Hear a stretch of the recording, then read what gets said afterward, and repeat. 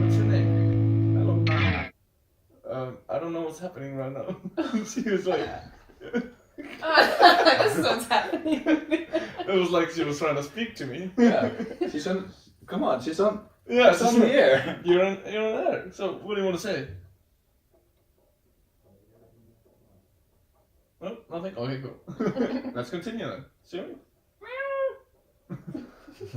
Stop it, Bunny. It's not funny. That's another face. Hey. Okay, yeah, so we are here with this licking dog. And she must drink a lot of water. There's a lot of fluids going out there when she's licking everything.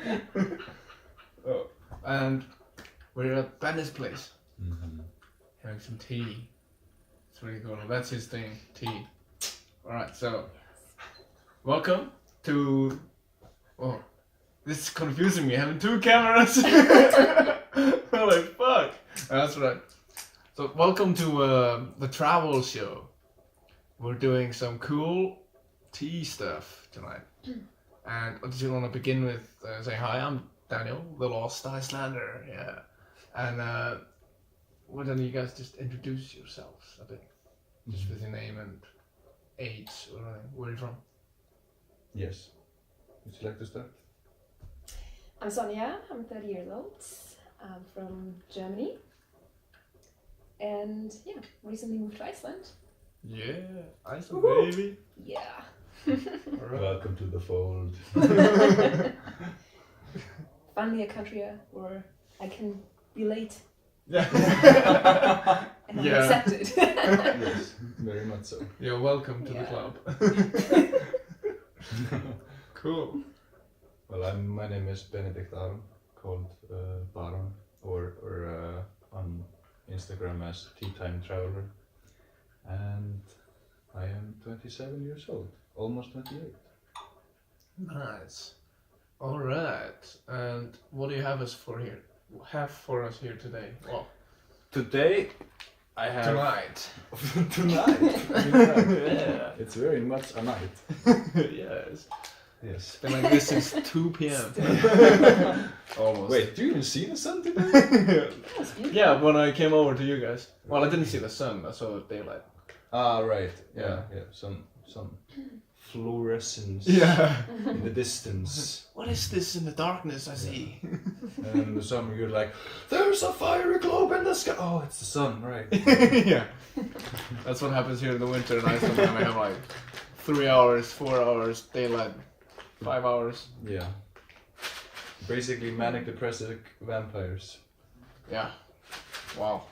Well put. That's what the Icelanders say. I think it's okay. Yeah, no, it's, Well, doesn't bother me. It feels good now. It's January. It feels like it's an upgrade again to December. Oh yeah, it is. Like, yay! It's only dark around 4. Yeah, I mean the day is getting brighter by 5 minutes every day. that is true. That's nice. Makes you appreciate the sun more. Yeah. At least. And it does. And then we get plenty of it in the summer. And then we were like, I want darkness! Give me some darkness! Yes. So, continue. What do you have for us Oh yeah. tonight? So what we have here is it's a very special Taiwanese oolong. Oolong. I might be butchering the pronunciation, but I think it's bao zong. From Taiwan. And this is made by a master tea processor, producer, who only makes like very, very small batches once per year. Okay. And Wow. That's I'll crazy. share some with you here. But I Thank want you really to stick your nose in it and smell it. Allow her to smell as well because she's very curious. Yeah. You want to smell me? Like, what? Don't Before lick she the starts Hiro. licking. It's not for licking. Only smelling. Smells good. That smells really good. It's very nice. Yeah. Hand processed by hand, picked by hand, and Some Yeah. fancy stuff. Yeah, it's very nice. Yeah. It's very smooth. It's made from the same cultivar as the milk oolongs are made out of, but it's just processed by a specialist. Okay. So if people interested, you can see the leaves here. They look like this. I hope it's in focus. If not, we'll Photoshop it. There you go. It's not gonna be in focus, I think. Maybe. We'll try. Okay, so, and how long have you been, like, into tea? Well, in this kind of way, now I'm brewing it in the traditional Icelandic style. Iceland. I was like, what? I was like, Gotcha. No, it's traditional Chinese style, which is called Gong Fu Cha. Kung Fu Cha. Yeah, it comes from the word Kung Fu, basically, which just means, if I understand it right, mastery through discipline. Oh. And it's basically, yeah, doing it over and over again until you become pretty good at it. Oh, cool. So they say, I say that you are a tea master when you can just take leaves, put them in a bowl, put hot water on, and make really good tea. Nice. Doing it over and over again until you become good at it. Yeah, it's a very nice practice. That's my, that's kind of my underlining motto for my podcast. Yeah. Just doing it over and over again until you become good at it, you know. Exactly. Simple as that. Nice. So I preheated the tea before we started. Alright. And where did you get the kettle? And this one? Yeah. I'm not going to tell you. Okay. It's a secret. Okay. But, No, I mean the silver one. Oh, this one? The one we have in Teo Coffee. Oh, this one is it's a little bit Oh. better in my opinion, even though it was cheaper. I got it on Amazon. Oh.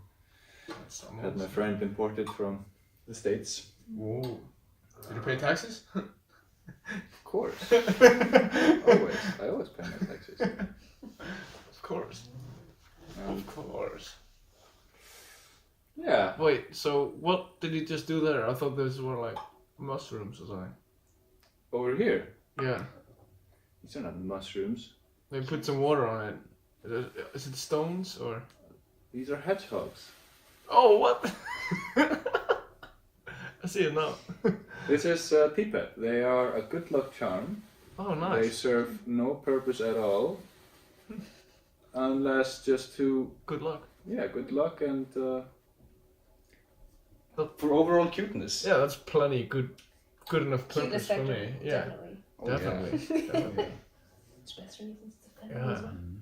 And this is really cool. Like when I have tea, it's like I throw in a bag, in a cup, and put some hot water in it. So this is Urak discipline. so this is a very new experience for me. Mm. But I just want to go into like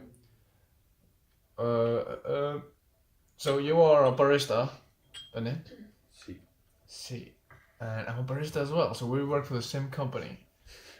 Relations. Yeah, relations, and It's just Iceland. that's pretty much how we know each other. Like how Yes. we first got to know each other at least. Fortunately. Yeah.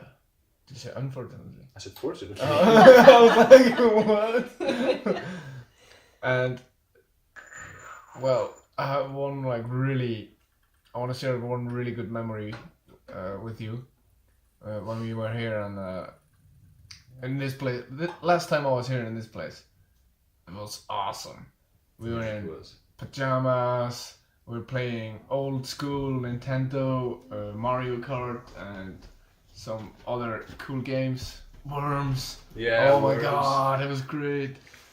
And drinking some, what were we drinking then? Mate. Mate, Brazilian or? Yeah. Oh, No, it was Argentinian actually. Argentina mate.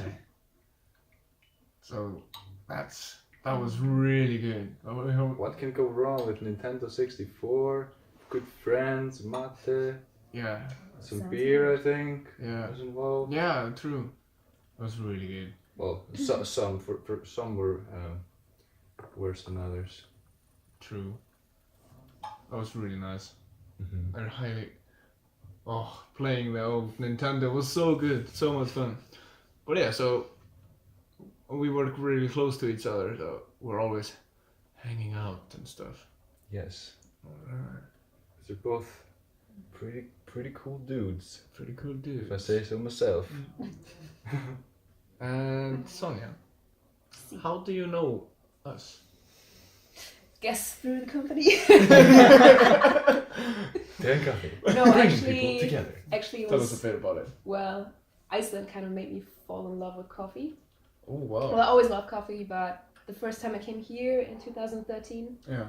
I went to a coffee shop, and I think that was my first specialty coffee. Oh wow. Yeah. Then I came back every year, met more people that were all in coffee. Of course, that's how you get in. Yeah. You never get out. So yeah, from there just went all in, and yeah. So I was always happy to be back and try some more coffee. Yeah. Go to different coffee shops. Yeah, and then through a friend who's also working at Teo Coffee. Jess. Right? Yes. Yeah. Mhm. Jensina. Jensina. Jensina, are you calling her Jensina? Greetings to Jensina. Yes. Special shout out for Jensina. Originally, Jensina was supposed to be her. Her name's not Jensina, by the way. No, her name is definitely not Jensina. Her name is Jess. Jessica. Yeah. Jess. She's awesome. Mm. She's awesome. Her husband as well, but Mhm. they couldn't make it. Mhm. So later, you will see them in a later episode. Definitely, definitely. They're awesome, Hmm. and that's cool. So that's how I got in. Yeah, exactly. The key is coffee. Yeah. When did we meet for the first time? Trying to. Were you? At the Friendsgiving party. Was it the Friendsgiving, right? Well, probably before that. Something before. Were you at Were you at the Halloween party? No. No. You were at the Halloween party. No. Friendsgiving, I think. No. Yeah. No, I met you somewhere. Well, I don't Yeah, remember. there was a party. There was some kind of party. I remember it Hold on. now. Do I miss something? Yeah, it was in Borgaton. I remember it. Yeah. Yeah. The coffee competition. Ah, it was the competition. Ah, that's How can we right. forget about that? Yeah. You were all there. Yeah, that's cool. Coffee. Sorry, I was It's too the busy. coffee, of course. Which he got first place, by the way. Mhm. Yeah. With some Yeah. awesome You were the guinea tea pig. specialty drink. Yeah. That was a lot of fun. That was my first coffee competition. Yeah. Mm-hmm. So Cool. that was pretty impressive to see. You Yeah. are invited to see the next one in February. Yeah. Mhm. Definitely go check it out. The Yeah. Icelandic Coffee Barista Championship. Something like that. Guys, Yeah. I want to introduce you to this tea. Mm. So take a cup, smell it. Okay. Whoa. What do you feel? The first thing that comes in mind. Sweet. Mm-hmm. Definitely. Bit floral. Mm-hmm. Correct. It reminds me. A bit creamy. A little bit. A little bit creamy. I don't know. It reminds me of someone like happy and old. Like I'm happy and old lady. Aww. I don't know. Like the perfume of an old lady that's happy. It's just a natural smell because she's so happy. Yeah, probably. Just sweat. Happy sweat. I recommend when you take a sip, you slurp it like Okay, you're like sipping. coffee. Yeah, like when you're cupping. Mm. And when you have the liquid in your mouth, if it's not too hot, I would breathe out through your nose. And this gives you much more flavor in your mouth because the nose picks up a lot of the flavors from your mouth as well. Okay. I totally blacked out for the last 20 seconds. You said. Slurp, Yeah. store the liquid in your mouth and breathe out through your nose. Ah, okay. Okay. Like.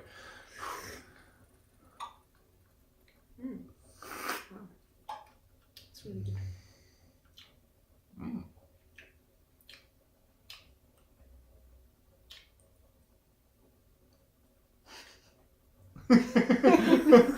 That's really cool though. I like these cups as well. They're pretty, really pretty. They are pretty. I like the feelings. Now we've taken a moment to enjoy the sip. The next ones will just be casual, if you Okay. don't mind.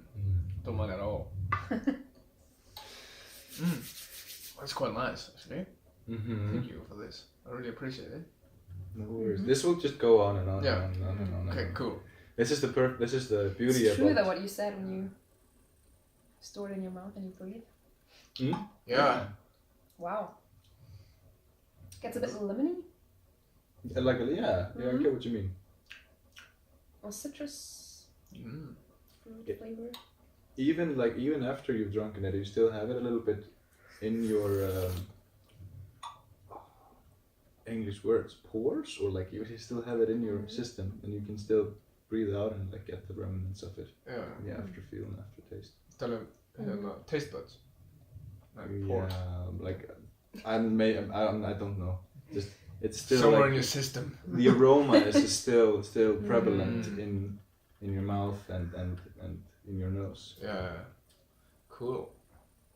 It's just easier to say system. Yes. Your system. Your system? Your mouth system? It also really reminds me of Asia. China. Oh, so you've been there? I have not. Have you been there, Benny? To somewhere Asia or China? I'm trying to bring Asia to me, can't you? Works out. Yeah, exactly. That's actually when you pass by because they have all these tea stores and tea shops where they also do ceremonies. So every time you pass by, like the smell comes out. Yeah. Yeah. So were you traveling when you were like just for traveling sake, or were you doing something regarding to work, or? It was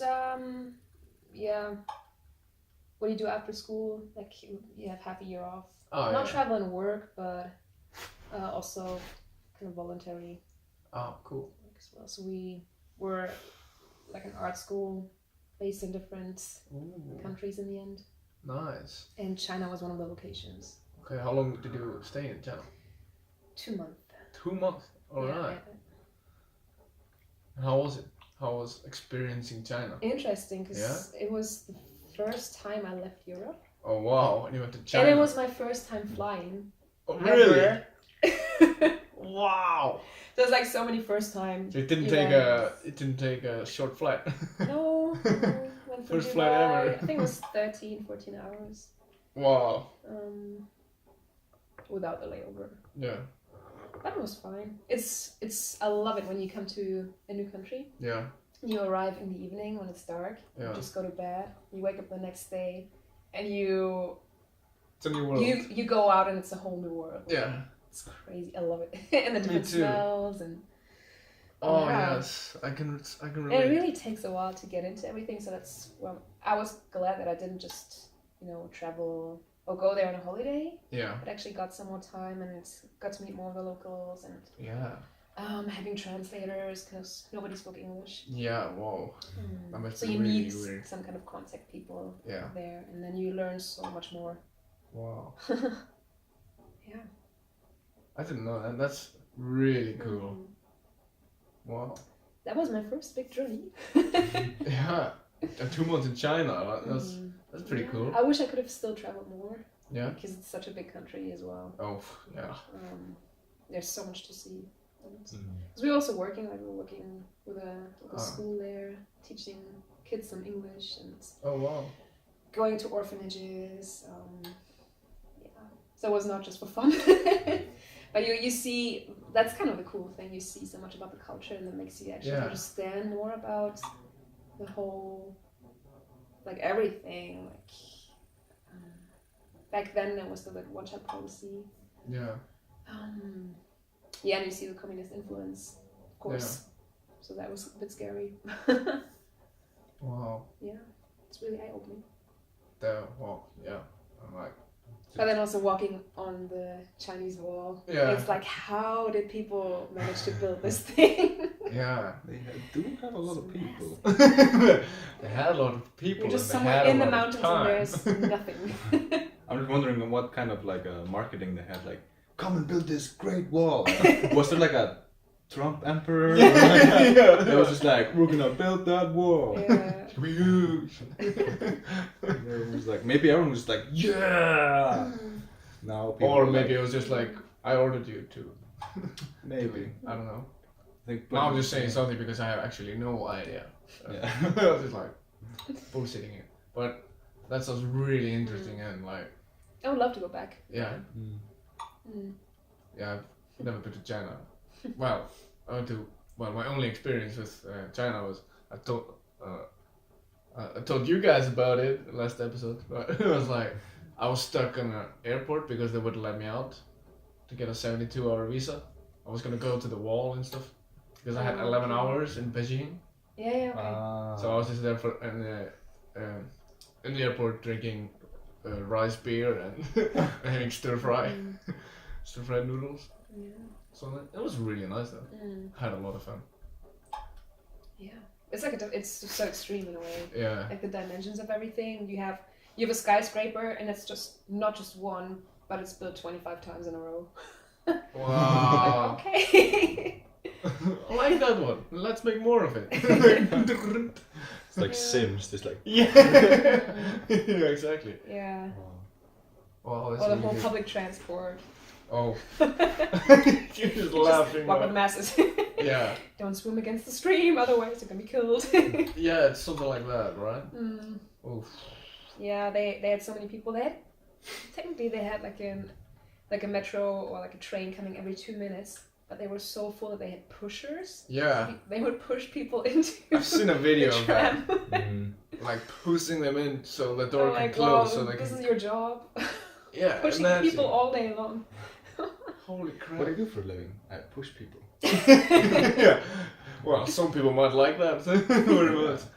And that's really like, imagine traveling like that. Like, you're like, alright, like you meet a lot of people, like you get very close to a lot of strangers. Like, hey, hi. That's really weird though. Yeah. I think the only thing you still realize that you're so thankful that within Europe, at least, or like also of course lots of other countries you can talk English. Yeah. And then like not being able to communicate, and they have a different sign language as well. So Yeah. you communicate with hands and feet, and you start to draw, and still you're not quite sure what they understand. I heard people say that this is like really like like really makes you think about how privileged you can be. Like, that you can just go around speaking English, or even Scandinavian. You know, you can go around and like get by with Danish and Swedish or whatever you learn. But then it's really healthy to do that actually, just to see like, whoa, there are places in the world where I just don't speak. Like we don't have no language in common. We have to go back to these primal roots just to communicate with faces and hands and gestures. Yeah. But it was what I really appreciated was their hospitality, because someone just went into the villages, there was nothing around, and then people just invited you into their homes to have food with them and tea. Oh, really? And you couldn't say anything, and they're like, you're just smiling at each other the whole time. Wow. But then again, you don't know, is it like some people, they also smile and they don't like you. Oh my god, that's really weird. Yeah. You really have to learn to kind of trust people as well. Yeah, that makes sense.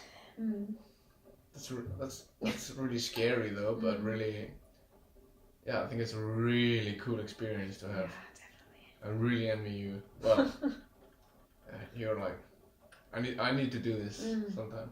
It'd be really cool. Yeah. I guess it's just hard when you're vegan. Oh. Like sometimes you had food in front of you, you're like, I don't know if I want to know what it is. Just eat.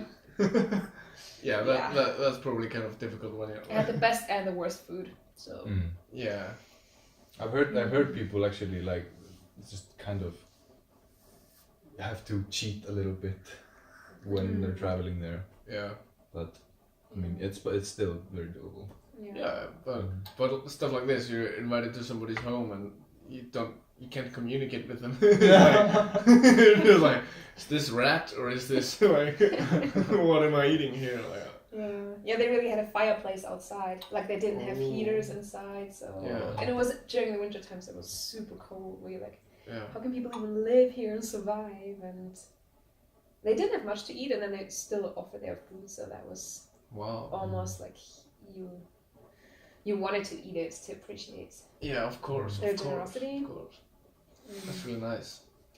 But yeah. Brings you in a lot of new situations you've never been before. Alright. What did you do after China?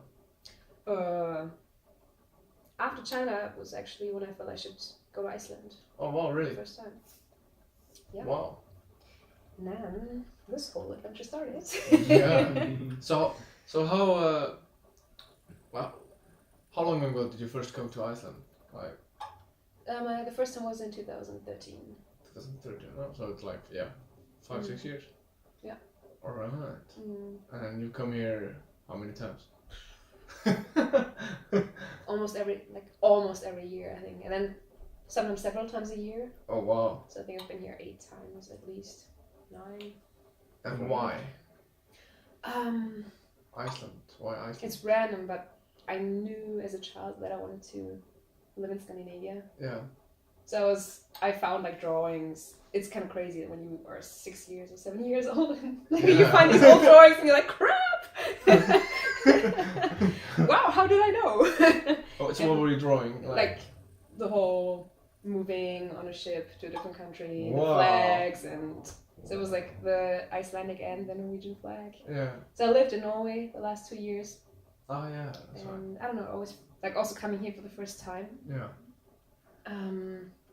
It felt, in a way, it felt familiar. I don't know what it is. Sometimes when you go somewhere, you like, it feels like home. Even though I don't know anyone, I haven't been here before. My parents never traveled to these countries. It's interesting how you have this intuition almost, and you feel like, okay, I think I belong here. Wow. That's awesome. So of course I went back and forth, and like, sometimes you're like, yeah, maybe the first impression. Of course, Iceland is magnificent, and the landscape and all of it. We're on an island in the middle of nowhere. Yeah. So I was like, probably. I came here in the summertime the first time, so I went back in December. I'm like, probably it's not going to be as nice in the winter time. Yeah.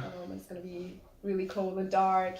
So I was like, let's try it out. And then again, it was cold and dark, but it was still really beautiful, and still the same feeling. Yeah. What I had before. Yeah. Then I went back and tried to teach myself Icelandic. What? How did that go? Not so well. Jo, du talar isländska, smá. Jag talar små isländska. Ja, skål. Alright. Ja. Nice. Alltid Alltid Berättast. Yeah. That's the best. That's a really. Actually, I just saw something. Well, we always say it's a really like one of the most Icelandic sentences to say. But there was an article that somebody was sharing that it's not really that Icelandic.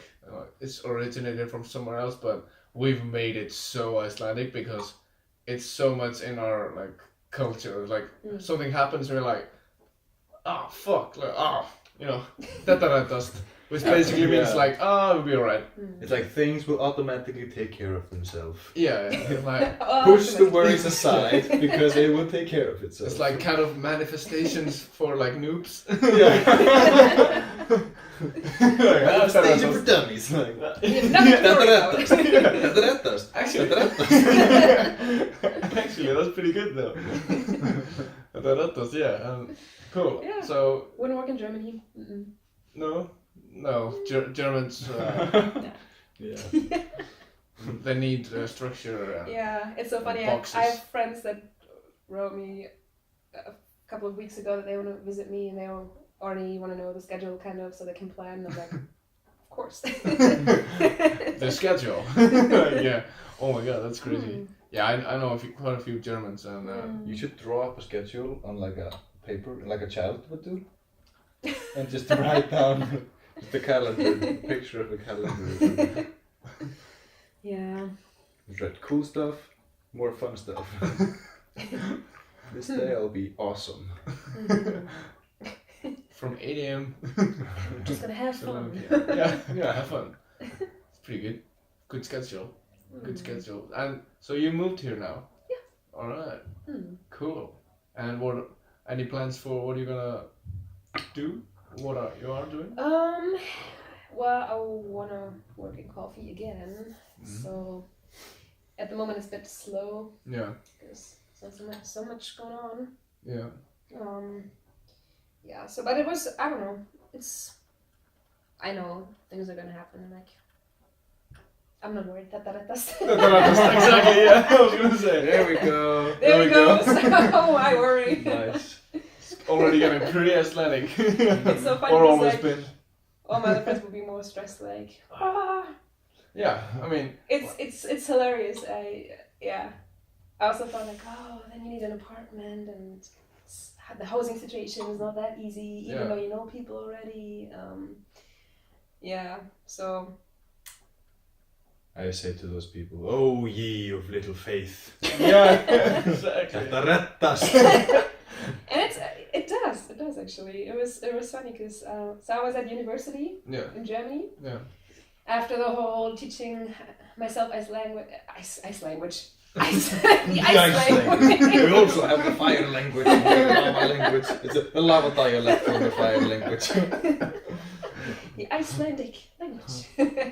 Didn't work out that well. Figured out, oh great, they have some Scandinavian studies. Oh wow. Close to where I lived. So did that, and my Icelandic teacher, he moved to Iceland as well. So it was kind of, he also works in tourism, so I was like, hey, you're like the information center, like, do you know somebody who knows somebody who has an apartment or jobs, stuff in general? And he was like, yeah, I have a place that's free now. So I went there, I'm like, great, no, that was easy. Wow, that's awesome. Yeah. So that's when when you're in the flow. That's when you started to believe in the Yes, that's actually, I'm like, wow, I didn't have any trouble finding housing. It was like the first place I was looking at. About it. So. No. That's awesome. So, yeah. Mindset is everything, honestly. Especially when you're traveling. Oh, yeah. Especially when you're traveling. Definitely. Yeah. That's so true. That is very true. So, Benny, have you... I honestly... I have no idea, even if, I'm guessing, I know one. Like, to what countries and stuff you have been to? Like, where have you traveled? Well, I've mostly been, I never really been outside of Europe. Yeah. But well, Europe is plenty. Yeah, it is pretty huge, but yeah, I've been, I lived in Sweden, and Didn't know. That was 7 years ago. That was interesting. Oh yeah. And whereabouts did you live? It's a place like an hour away from Stockholm. Okay. Happy. Okay. It's a really cozy place. The houses are the cutest, like all yellow and red. I lived in the yellow houses. It's like a suburb. Like all the houses look the same. Oh wow. And then it's just a bus and the train to the city center. Yeah. And I worked there in the city center in a hotel. Okay. In the breakfast and then I worked my way up to the bar. Kind of like yeah, I've been working in bars in Iceland. I know how to do it. And then I was like, how the fuck do I pour beer? How do I stop it? How do I stop it? Get by. Yeah, exactly. That does. And then the head bartender just like basically showed me all the tricks because we got along pretty well. And he didn't tell on my boss. Well, that's cool. That's really cool. How long have you lived there? I only lived there for 7 months. Okay. Yeah. It was an interesting time. Were you living there alone? Like, did you go there alone? I actually moved in with my ex-girlfriend. Okay. She was living there at her mom's place. Yeah. It was like just a big family feeling. Oh, nice. But, yeah. Back then I was adventurous. Yeah. I was still a bit of a stoner. Okay. And I went completely dry for that period of time in my life. Oh wow. But the craziest thing is that in the driveway just popped up like, I don't know, 30 plants in the driveway, in the little bed next to the car. Yeah. Of cannabis. No way! Yeah. And I think that they thought that I put them down there. No way! A super crazy agenda, like, yes, this is gonna work out. Yeah, I noticed them when I got there. I was like, wow, that looks a lot like weed. I didn't think about it. Yeah. And later on, I was like, one day, like I was going to work and I was like, stopped and I was like, holy fuck, That is weed. that's weed. How? But apparently I've heard, like my friend of mine told me that there's a group there, like activist group that goes and plants like in gardens of people, in public places. Wow. And they just spread seed all over the place, but it was crazy funny. That's pretty funny. Yeah.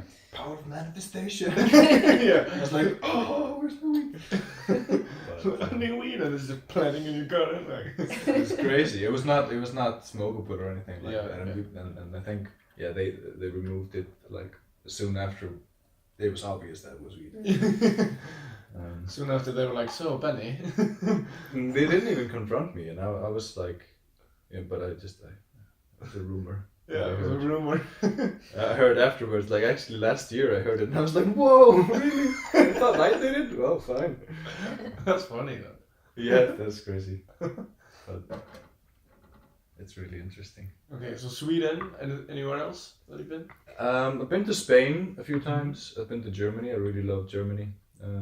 Traveled there 2017, and then I went there for like I went to like the huge live action role playing festivals.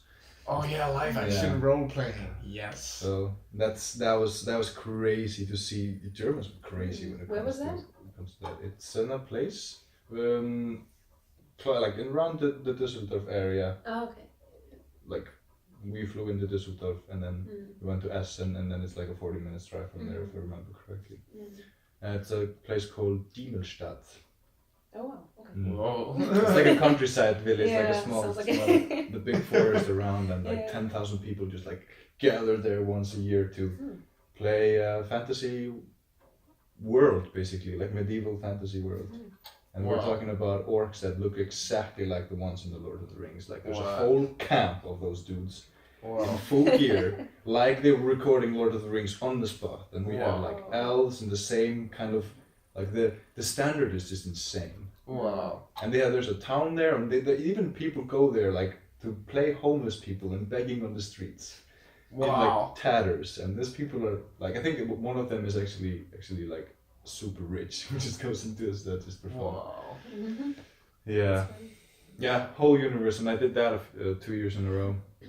Wow. Brought some Icelandic people that are just as crazy as me to come with me.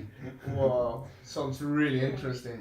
Yeah, it's you gain a new perspective when you're fighting in a group of 5,000 people on one battlefield. Like the big battle is just like insane. Wow. You get like flashbacks from previous lives, and you're like, holy shit.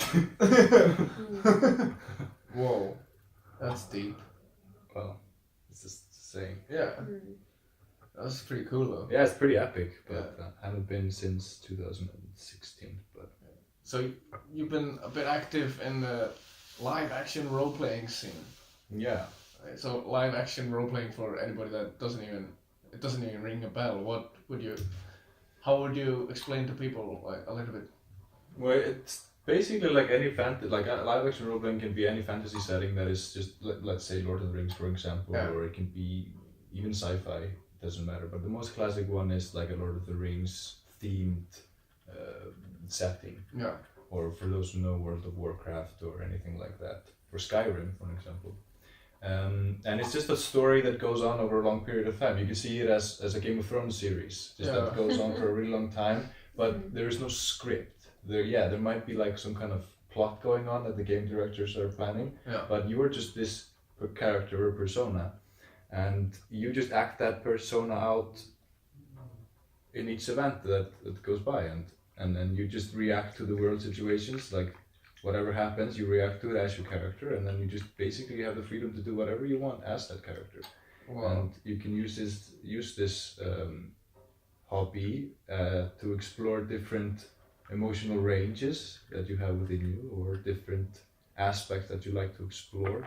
Like playing an orc is really, really fascinating, because you kind of put on this super aggressive but still like this family-oriented kind of style of playing, where you are like this tribe, you're really close, but you're really violent as well. Yeah, it's really interesting. Yeah, and then you can up high elf to whatever, you know. But It's very fascinating to get to know yourself better through pretending to be someone else. Yeah, that's it's kind of an opposite, but it Yeah. actually works. Like works towards that. Yeah. Yeah, it's interesting. And you were involved in it here in Iceland a bit. You told me the other day you helped. I founded the current operating and the biggest live action role playing community in Iceland. Me and another amazing guy. Shout out to Otter, Herr Otter, Otter Ólafur.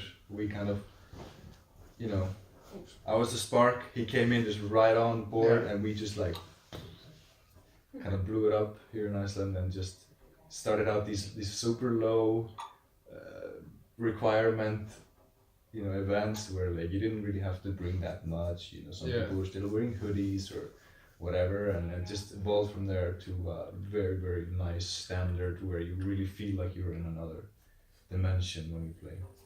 But That's we really kind of just built it up and put a lot of time and a lot of effort into doing that, and he's still doing that right now. Cool. Right. Yeah, right now. He's like Yeah, outside, they have so- a really great team of people Cool. working together now. Keep it up.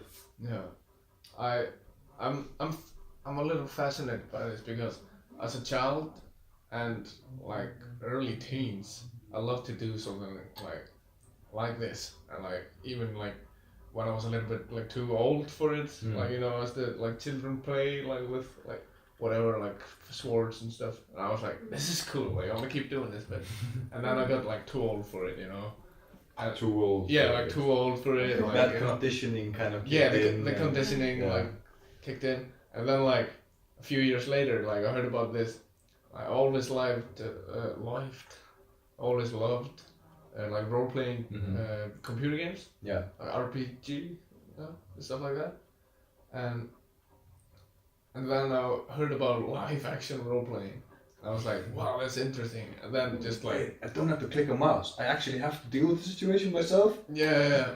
But like, then it sees like in the movies and like Community, it's like made fun of. Oh yeah. So much. And I was like, I was just Mm-hmm. imagining like a couple of dudes like, and this is so funny. Lightning bolt. Yeah, I was just imagining like, and like standing somewhere outside in nature, like somewhere random places doing this, like, or in public places, and like people are like, what is going on? And then like the more and more I like thought about it, it's like, I don't know, like the other day we were filming for this sketch episode for the company, and like we got dressed up, and I was like, man, I like this. Yeah, it feels good, right? I could do this. Yeah. Like I could do this live action role playing. Yeah. And I've seen one of his. We had a Halloween party, and he was wearing like an orc mask. Kind of met my orc there. Yeah, I was like, whoa, that looks super real. Holy Super crap! intimidating. Yeah, I was looking at the mask, and I was like, wow, that's crazy, man. Yeah, that's amazing. That's crazy. All right, so Germany. Mm-hmm. The place to be. Yeah, the place to be. Yeah, I mean, For live action role playing. they're very good organizers. They're very good organizers. Yeah. Yeah, definitely. Germans are very good organizers, so Can definitely make it happen. yeah. Yeah, and they do. Like they built city out of like on 2 days they built a whole city. Wow. Or like a small town. Yeah, that sounds like something Germans could do in 2 days actually. Yeah, just well, not just like you get a German person. They're like generally very organized, and then you get a LARPer. They're super passionate about what they're doing. Yeah. You mix those together and like get people from all over the world as well into that. We're like, Yeah. we have people from like so many different parts of the continent. Yeah. You know, like me and a group of friends that I met through there. We had this joke saying like, so an Icelandic person, British person, Israeli, and an Arab walk into a shisha place. It's like, whoa, these people just from all over the country, like all over the globe, come together.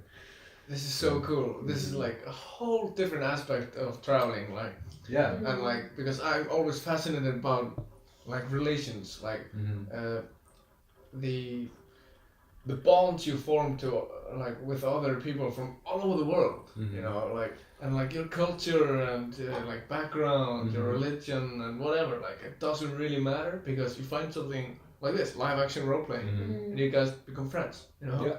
It's like if you are like what, I don't know, if you're vibing, you know, like you know, it's just connecting, you know. Connecting. So like you have a common ground. You can get along. You can always work on with that. It's so cool. It's like, and that's what I think also, like if you really like traveling. So I was actually like, this is what you just told about, like an Israeli and stuff. It's so funny because I was oh my god, in, where was it? In, I don't know if I told the story in the first episode or not, but it doesn't really matter. It's so cool.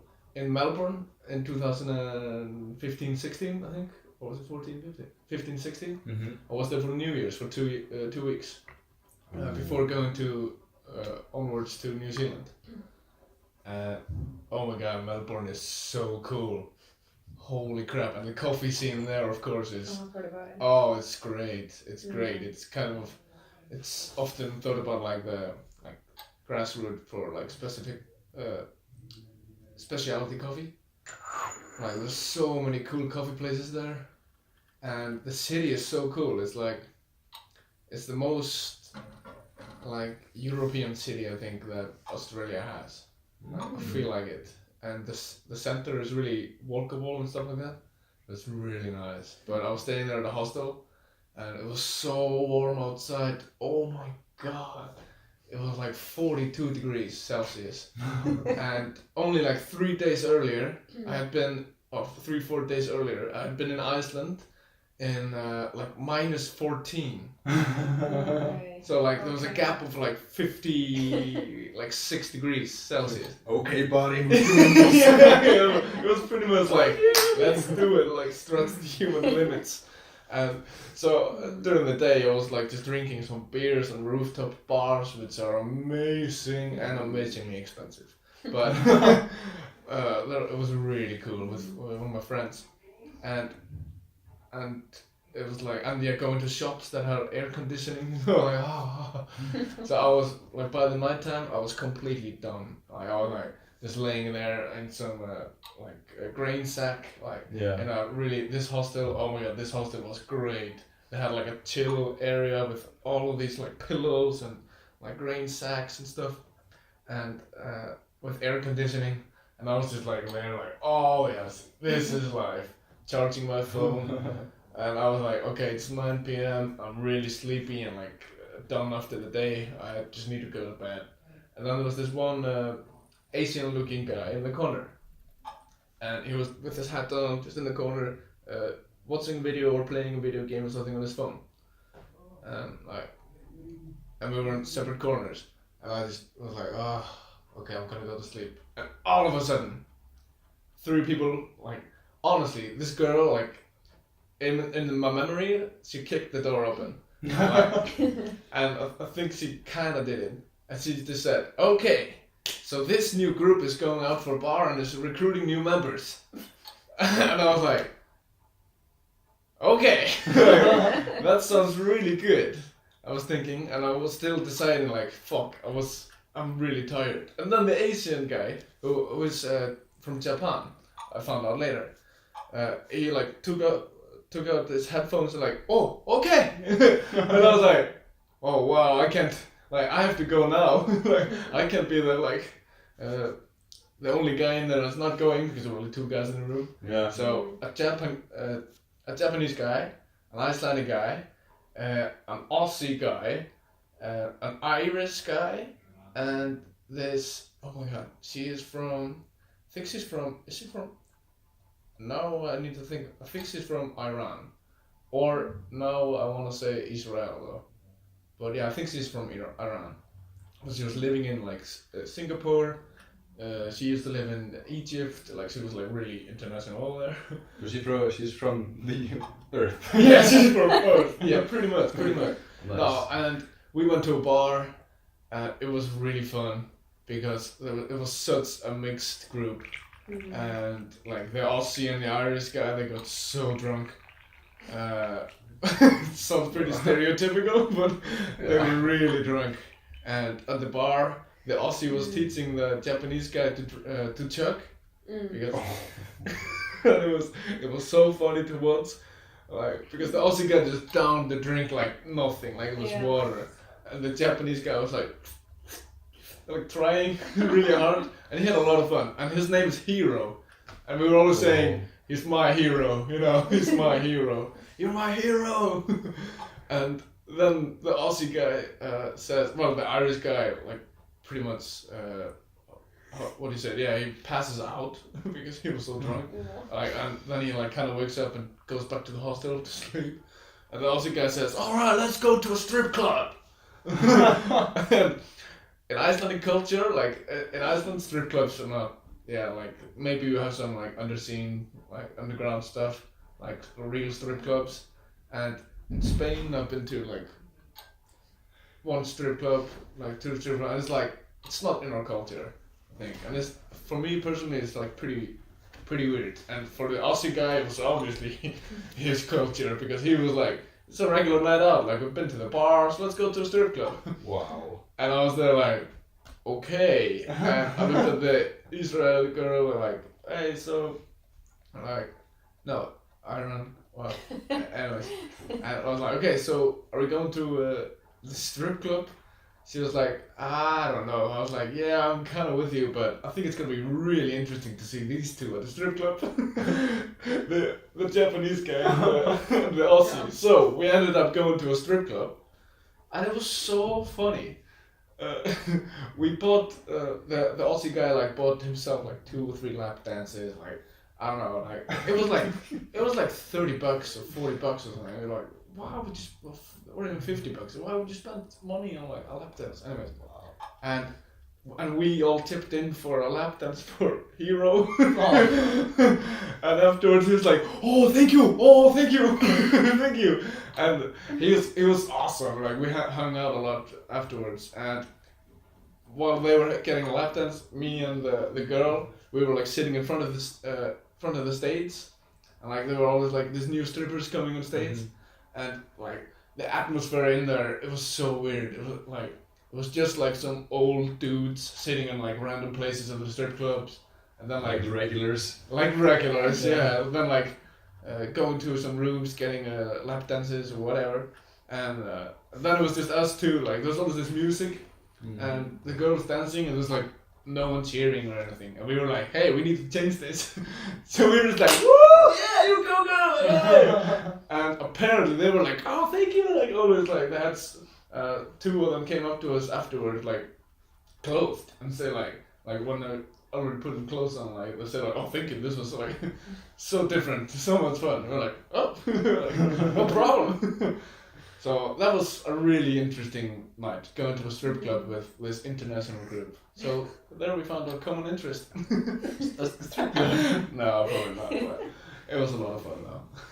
Yeah, it kind of sounds like a close to like a hangover kind of type of party. Yeah, it was really weird, and if we would have, I think it was the night before New Year's, I think. Wow. Yeah, and we planned to all hang out on New Year's Eve, but we didn't. But it was really nice. And these people, like, it was so weird. Like, I didn't really get that much along with the Irish guy and the Aussie guy, because they were just there to get smashed. Like he said, we're gonna get smashed. I was like Hulk smash. That was really weird. But I talked a lot to the other 2, and it was a lot of fun. But yeah, it was a weird gang of people. But it's true what you say, that Icelandic people are not really made for strip clubs. And I've known about one in Iceland, but like nobody goes there. Like there are only a selected few that go there, and they try to get in and out as fast as possible to not make anyone see. Yeah. But my first experience of a strip club in another country was like a graduation trip. Yes. Same here. And to Spain or to Spain. Like, oh my god. Every. That's what you do in Iceland. That was a hangover trip. What town? Benidorm? Costa del Sol. Costa del Sol. Okay. Yeah. So we went into the strip club. Like I followed my guy friends, and we were like, I was like, I had a girlfriend at the time, and they were like going crazy, and I was like, yeah, okay, sure.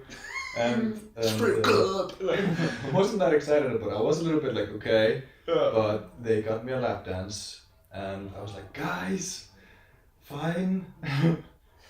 But this, I don't know what the hell goes on there, but I didn't know what to do, because you were sitting like in the back. Yeah. And then you go in, and I was like, okay, what do I do? I hate them. Okay. And at the time, I was not very secure, so I wasn't like, no, this is not for me. Standing up and like doing what I want. I was like, I have to be respectful and just like, let this person work for their money, I guess. But apparently, she took like a liking to me or something, because she was like, you're really cute, and I was like, thanks. I just want to get it over with.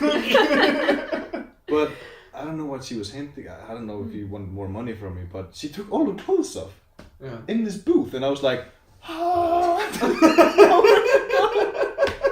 and like she was like taking my face and like putting it. I was not like into it. I was just like, okay, you're pretty, but like you don't have to do this. And she got a little bit, I don't know, passionate about her work, I guess you could call it that. But man, it was weird afterwards. I was like, I did not cheat on my girlfriend. But I learned my lesson there. So just say no. You're allowed to say no as a guy. You don't have to do anything like that. Man. Yeah, I had almost exactly the same experience in Benidorm in Spain in my graduation trip as well. Like me and the guys were cracking up a few cold ones with the boys, went partying and then like going to a strip club, and I was like, cool, I've never been to a strip club. Then we went to a strip club, and the guys were like buying themselves like lap dance, and I was like okay, like everybody's doing it, like bought a lap dance. Oh my god, my experience. I didn't have a girlfriend at the time. Like we actually broke up like maybe 4 days before this. Actually, that's another that's another story though. But and I was sitting there like, okay, so what's gonna happen? And then takes all her clothes off, and I was like, okay. And then it's just like a dance. It's just like a routine. And I was so not turned on by any of this. I was like, that's weird. And I felt so awkward, and I felt so weird. Like, you have a naked lady in front of you, and you're like cool. Why did I spend my money on this? It's not natural. I mean, yeah. And I was like, and then I had a friend who spent all his money on strippers over there. He was like, yeah, I'm taking this one home with me. And then he comes back later, oh, we didn't do it. Like, oh, I was like, it's a sickness. Sickness to the mind. But it was really weird. And then I went to a really aggressive strip club as well with some of my friends, and this Irish girl I was hitting on.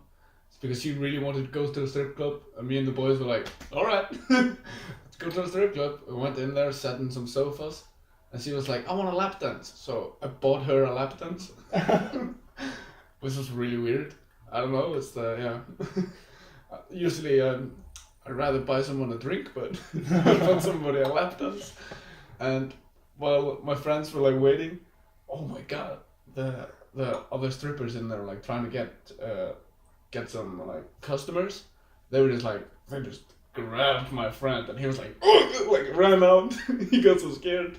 They were really aggressive. And we went out 5 minutes later because this stripper was talking to me and this Irish girl, and saying it was only 30 euros for a threesome, and I was like, what? No thanks. Yeah. So that was a really weird experience. It's a cultural shock from someone from a place like this. It was a huge culture shock. Mm. Like, I don't know, like, and like, it's probably, don't think any of the, like maybe one of my girlfriends, like my friends that are girls. I always have, one of my girlfriends, they went with us to the strip club, and they were like, but yeah, in Iceland it's not. So this was a real shock, like going there, like, oh. So yeah. So what is the stripping scene in Germany? No, I was also gonna say like because we are like boys and it's like a guy thing. Yeah, it's definitely just a guy thing. But it's also when you say like graduation, I feel like it's always that kind of group pressure you have as well. Yeah. So like, definitely. of course we do that. It's like you want to follow the herd, and like when the alpha males of the group want to go to the strip club, you're like. Sure. Kind of following along. Like soon after, I just went out to hang out with my friends, and we got braids, and then we were like, let's buy airsoft guns. We started doing these very very typical boy stuff, and then we broke into this abandoned hotel. No way. It was crazy. You broke into an abandoned hotel. Yeah, it was like in the construction. Oh, like under construction, like they were tearing it down or something. It was like a zombie apocalypse scene. Like honestly, it was just like deserted. Please tell me you brought the guns there. Of course. Oh my god. We were kicking down doors and like dreams. Yeah. So they were in the graduation trip. They were drunk live role play. Basically, yeah, that's basically where I started as in my 20s as my first live action role playing scene.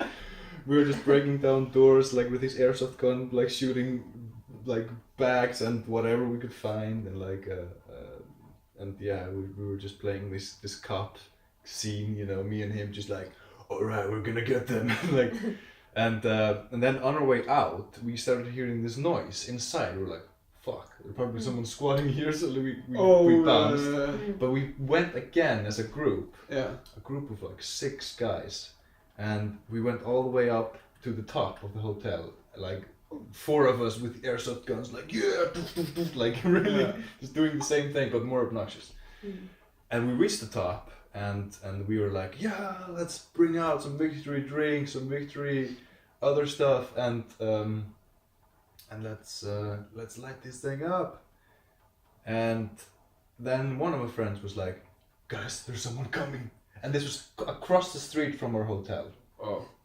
So like a part of our rooms could see what's going on. Like they could see us, saw just a side view of the scene, and saw us being idiots on top of this abandoned hotel, and then someone walking up the stairs with a bat. And then we saw this super creepy, I don't know, was it a homeless guy or something, screaming something in Spanish who came, and at first we didn't believe my friend, like, who's coming now? And he just like started screaming and waving this bat around, and then he threw it at us, like it was like a spiked bat. Oh shit! And nails on it. We were like, holy fuck! And we were not sober, I can tell you that. And we had 4 of us had guns on us, so we were like, the fuck is this guy gonna do?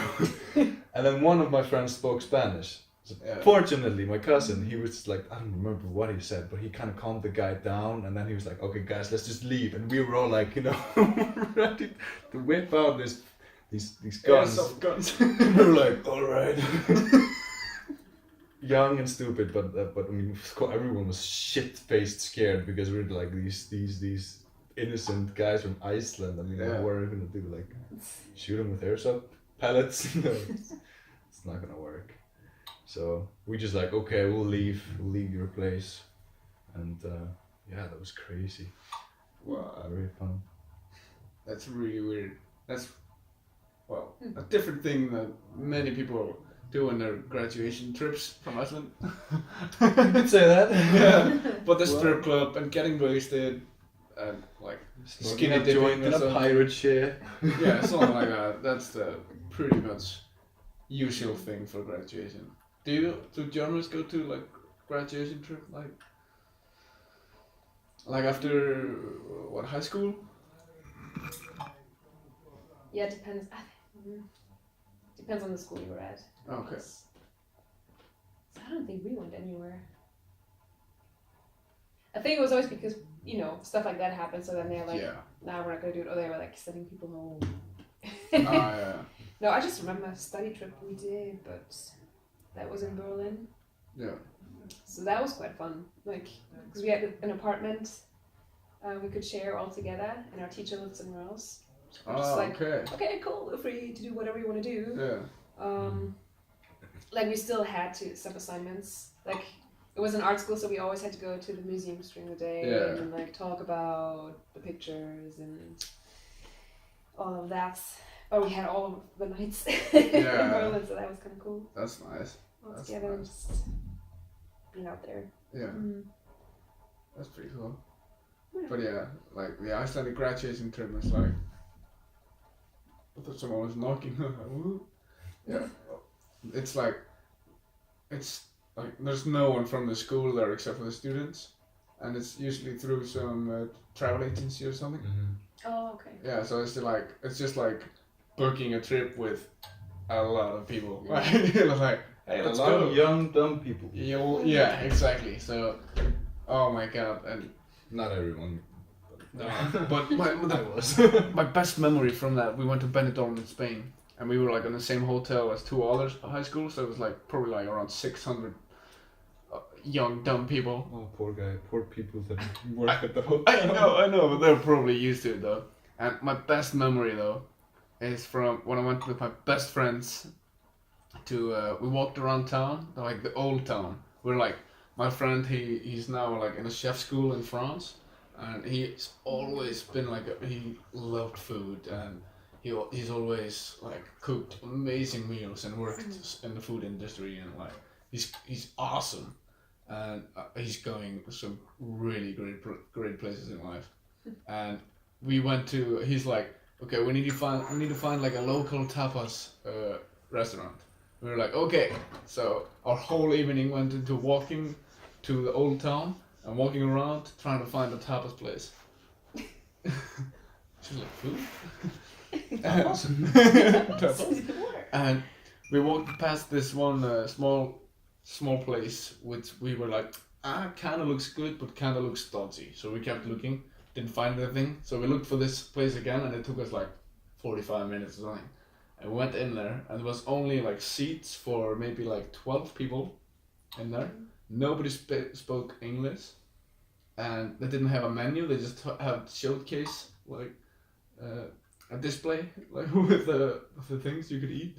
And it was like, it obviously looked like a family, and like from the little Spanish we knew, it was a family restaurant. So there was like the dad who was there, and he was shouting at his son or something. Who was like, it was like really like Spanish family restaurant tapas. So we were like, okay, should be cool. And that was the best food I've had in my life. It was That's cool. crazy When you go to, good. like a family business. Yeah. They actually know what they're doing. And it was like really small. And after we started, like, because we thought we were late, and it was like maybe 8 p.m. So around 9 p.m. all the Spanish people got there. So it was like, and they were all like just cheering, and like it looked like most of them didn't even order anything. So it was like looked like regular or something. I don't know. They just like looked like they knew the guy who owned the restaurant. So we were just like there like tourists, like, and some like Spanish people, and we had so much fun. Like we had so much wine as well, and it was so cheap. It was like, it was the cheapest place in there, I think, in Benidorm. I'm like, what? It's cheaper than McDonald's. Wow, almost. Not That's really. what you always say in Iceland. It was so cheap. Yes, that's actually Wherever you true. go. That's actually true, because everything is so expensive. Yeah, that's true actually. That's true. Except when you go to, I think the UK. The food is pretty cheap there, but it's pretty similar price. Yeah. Yeah, that's true. The food is like, well, like the food can also be pretty cheap over there. Oh yeah, but like, and usually is, except for like the places, the most common places in London, maybe. Because I had like in Soho, I had a sourdough pizza and a beer, and I paid like 1,800 Icelandic kronas, which is not Like, for Icelandic standards, it's not a lot. I would not get that in Iceland. No. So that's pretty cool. It was really good though. I love pizza. I love food. I love travel. What is the best food you ever had while traveling?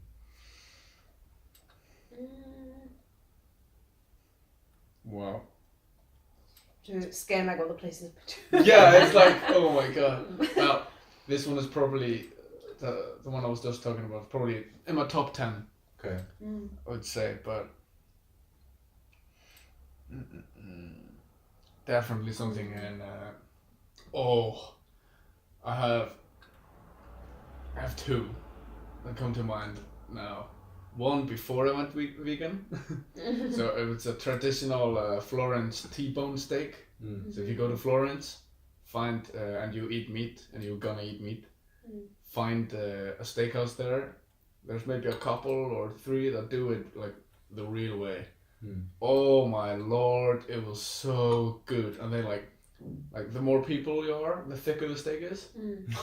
And then they bring it, and like it's a huge steak. So if it's like we were like 4 people or something, and then they like cut it in front of you, and this guy is like a master in cutting, and like it's really cool. Gives you bites like on the plates, and he has like a whole table that brings to your table. Wow. Like it's like you're like, wow, that's fancy. It was really good and tasty. There's no sauce or like Italy. Icelandic people do sauces.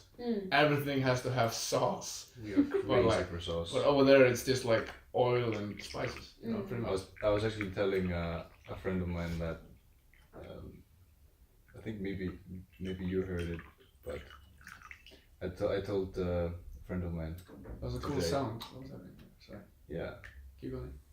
That if Icelandic people probably taste an ice cream with gravy flavor. Yeah. Like ice cream with gravy, like okay. Yeah. We also have lots of sauces though. Yeah. Yeah. Yeah, it's just like it was really weird to like. It's like everywhere. If you go somewhere and you're like, wait, there's no sauce with this? You know, it's like, yeah, can I get ketchup? Like, I feel like, for example, I think the States they don't have this tradition of you putting sauce on your sandwiches or whatever. Except for mayonnaise and ketchup. Yeah, but it's not in the Icelandic way. It's not drenching like people want it drenched in sauce. Many just people to make it moist. Yeah. Moist. Yeah. To make it more tasty. Yeah. No, and the other my favorite meal is it's so weird. I had been vegan for maybe 3 or 4 months, and I went to Dallas in Texas. And before, like, I didn't even Google or anything, and I was like, man, this is gonna be so difficult. Like, I'm in Texas and in Dallas, like, everybody's gonna be like holding ribs, you know, like taste alligator. Yeah, that's some alligator, right?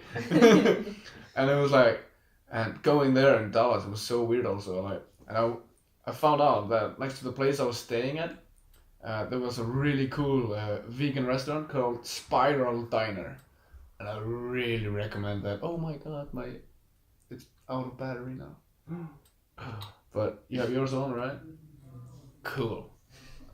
Actually, I actually have another battery though. Oh, sorry. Pause. Cut.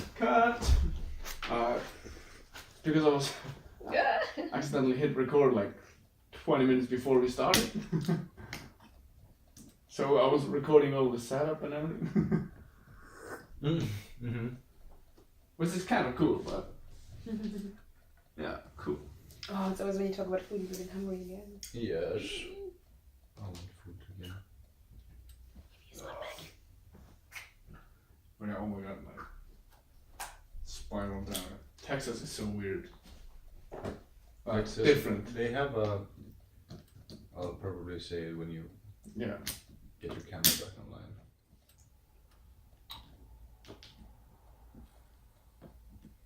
Did you notice when it happened? No idea. So let's just start talking about that. Well, it's okay because we have another angle, anyways. True. So, but that's good. Aww. Hello. So we're back. So we're back. Sorry. So we were talking about Spiral Diner. Yeah. So our favorite Spiraling down the food. Spiral. I'm talking about like our favorite food experiences. And how awesome Texas is concerning veganism. Oh yeah. So I was really afraid of going there, and turns out when I googled, there's one really good place called Spiral Diner. Is it not filming? Nope. SD card error. Oh, okay, screw it. Let's just use this for the rest of the podcast. I don't mind. So we're using you for the rest of the podcast. Yeah. I don't know. This happened as well last time. Like, I can't be bothered to take the SD card out and in again. That worked, but doesn't matter. Are you sure? No, I'll do all of it while we're talking. So where were we? Spiral. Spiraling. Spiraling around. Yeah. Spiral. And it was actually pretty. Yeah, like 10 minutes walk from the place I was staying. I was staying a bit of outside of downtown Dallas. Oh, Miss Licky. I just want to show you my love and affection. Oh, yeah. It's okay. And oh my god, it's the fourth time I'm asking. Like, oh yeah, there was this awesome vegan restaurant next to the place I was staying at, and I went there. And on my way there, I walked past like houses, and in their yards, it was so weird. They had signs that said like, "We do not ask questions first."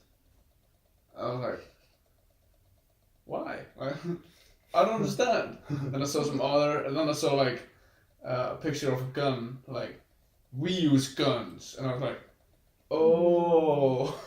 So like, yeah, that's where I am. That's where I am. And then I went to this vegan restaurant and had the most amazing buffalo chicken.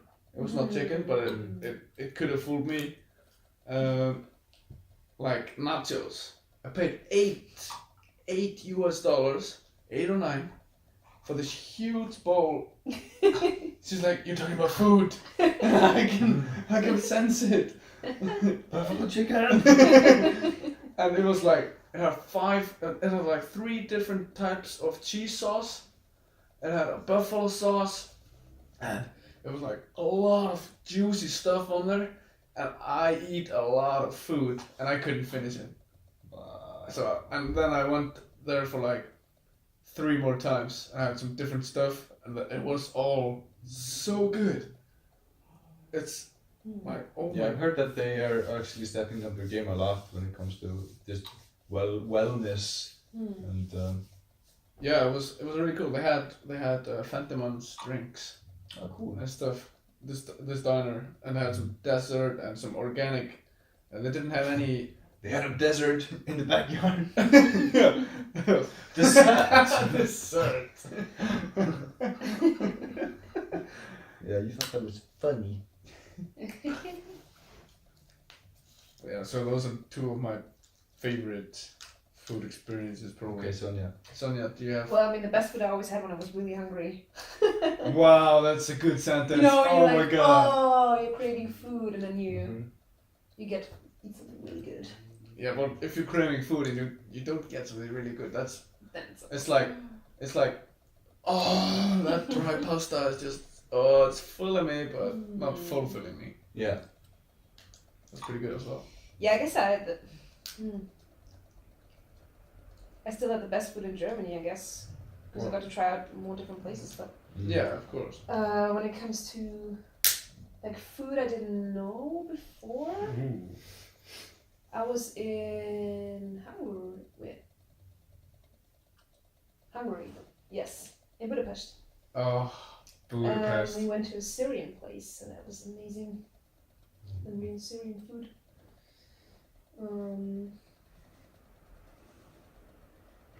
Then I really enjoyed the food in Morocco. Oh, I've never been there, but I heard the food is great. Mm-hmm. So how was your experience in Morocco? Marrakesh. Good. Yeah? That that's there's a story in that answer. You heard this. Yeah, I heard the story. Yeah. Well, you don't need to tell us It it. was really diverse. Is it good enough for the podcast? Like, is it PG enough for we might for the cut out internet? the stripper part. Yeah. Like, you do just like whatever you want to do. But I'm definitely gonna hear this story sometime. Yeah. I was there for only a week, Okay. but we're like, me and my friends were like, let's go. Because we try to travel like every continent, but we're not really a fan of Africa, so we're like, let's do Morocco, and then we can say like we've been to Africa. Yeah. Yeah. So we had an Airbnb. That was amazing. Airbnb. But like we already had trouble at the airport because they wouldn't let us into the country because we didn't have the exact address. Oh, okay. So that was already like 2 hours at an office with just police. Like great. So you never know, like when you don't speak the language, and like we arranged a pickup. So we're like, I don't even know if there's somebody waiting for us or not. Yeah. So like by the time we got out, like there was already the lights were turned off. Like it was completely dark at the airport. Like our bags were like lying somewhere. But that dude was still waiting for us, which was amazing. Okay. So like, we're getting into this car and then he's like driving us. We can't talk to the driver. Like, so he takes us deeper and deeper and deeper and deeper and deeper inside, and it's kind of a maze. What? When you look at the city structure of Marrakesh. Okay. And because the streets, they get more narrow and narrow. At some point, you're like, you completely lose it. You have no orientation anymore. Oh, wow. So the driver's just stopping, and then there's like a gang waiting outside, and it was like completely dark. So we're like, okay. A gang? Yeah. Of people? Like just guys. Yeah. Like guys, nobody's usually. speaking, so we're like. What? And he's just like, kind of communicating to them, and we don't understand a word, so like, oh, this is kind of weird, so you're just supposed to follow them. And it doesn't, you just, I don't know, it was a bit scary. Yeah. It was like super late at night. So like, hey, I mean, they have all of our stuff, like, they could just traffic us somewhere. Yeah. But then we end up in this, yeah. Lots of tension. But yeah. So we end up and there's like only, at some point there's no more street, there's just one door. Like we get in, he opens the door, and we stand in this amazing palace. Oh, what? We're like, so this is what we booked? A palace? Like we Like saw, a fancy looking place. it was, what do you call them? Those really fancy, it looks like a palace. Yeah. Like there was palm trees growing inside the building, and a pool, like And the place you were staying? Rooftop, and so we're like, oh, was this the right thing we booked, or do they completely like charge us like Yeah, something extra. much more money? Then we figured out like because it was super cheap as well. Oh, It okay. was probably $20 Okay. for 3 people. Yeah, so I can Breakfast included. I can understand why you were like, You're like, what this was is place? probably wrong. Yeah, So like you're 20 traveling, you're like so messed up of all the impressions in such a short amount of time, and arriving there, and then turned out like one of the guys, he was like our personal security Oh, for wow. that place. Yeah, it was amazing. The thing was, actually they rented out this place for more people, like more rooms, but we were the only ones staying there, so we had the whole house for ourselves. Wow. And that's again, it's like when you think of the money you pay, how it's more value for them. Yeah. Mm-hmm. And then, yeah, there was even people preparing breakfast for us, and Wow. which I don't know made us feel kind of awkward because you're like, I don't want to, I don't want to be the person who's getting served. It's kind of like being a royalty. You got a taste of that. Yeah, it's. Wow. But you're not really like when you're not prepared for that. Yeah, exactly. When I It's expected like- for $20. Like you hear, there was like 2 ladies and they're like super nice and like, when do you want to have breakfast? And, like we can bring it up to the rooftop. And Wow. you have this amazing view over the whole city. Oh my god, that's crazy. So that was paradise. And yeah. Just send me the address sometime so I can book it. I'm gonna book it for a Yeah. month. And because we were there in February, so I think it was more off season. So Yeah. there was not many people traveling. That's cool. Right? Yeah, so that was walking out to the food market, and you get this. Oh my gosh, this freshly pressed orange juice. Oh wow. And they have amazing street food as well. The Moroccan tea. Yeah. So I think I always love to be in places outside of Europe because everything is different. Yeah. Yeah. We wanted to have a day trip into the Atlas Mountains. We were like, Wow. let's go on a hike. There's like an amazing waterfall, and so we had our own driver picking us up and driving us wow. there. And then on that day specifically, it was snowing, and this guy was like filming and like, nobody will believe me. Like, it never snows here. I'm like, great. Like, this is one day in Africa. We're here and it's snowing. So nobody had the right clothes for it. Like, they were just wearing some leather jackets. It was snowing there. Yeah. Wow. There was like probably as much as it's outside here right Wow. Okay. now. So I was up for the tour. I'm like, I'm gonna go on that hike, and they're like pretty optimistic. They're like, yeah, you just wait here. So we're like on top of that mountain, and like, of course nobody went, so we had to go all the way back. No. So we're like, oh well, never mind. At least we've seen a little bit of it. Yeah. And it was nice talking to some of the locals as well. Yeah, they also have those Moroccan argan oil farms. Oh yeah. So it's kind of cool to see how they produce that. It's cool. Yeah, and then we went to a hammam, Oh what? like one of the Turkish baths. Oh okay. Yes. Turkish bath. Yeah, it's there's the tourist version you can do. Okay. So it's like the ones you see in the prospect like there's candles and it's more like a wellness thing to do. And you get a massage. There's like a little hot tub and these kind of things. Okay. And then they told us like, yeah, don't waste your money. Like, do the local one, do it the local way. And you're like, sure, why not? So we ended up at this place. He was giving us the address. Yeah. We're like walking in there and like, oh, that's super cheap. Like, why not do that? We can get a massage, and then we got totally scammed.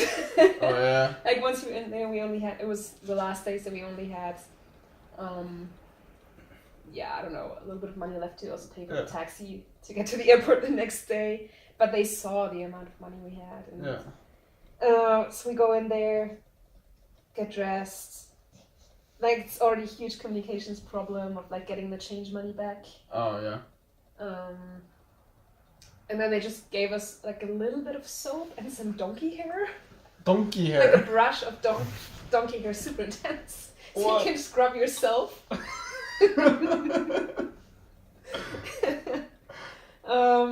But that's not all. Yeah, and they had some kind of... So you go to the first room. Yeah. Like, everybody's just staring at you, and they're like once you get dressed, they're like, you have to take all your clothes off. Like, okay, sure, why not? Like, you could have also said that in the beginning. Yeah. So it's fine, like, it's just women anyways. Yeah. So you go there, first room, it's just like a basement. Like, there's just plain concrete, and it's super dark. Oh my god. So it's like no candles, nothing. Wow. So it's their first room, there's nothing in there except for like a few buckets of water. Yeah. And some, I don't know, like, it looked like kids' toys out of plastic. Like a little shovel, you can just take some water and... I don't know what to do with it. And you're just sitting there and you're like, okay, I guess I have my little bit of soap and like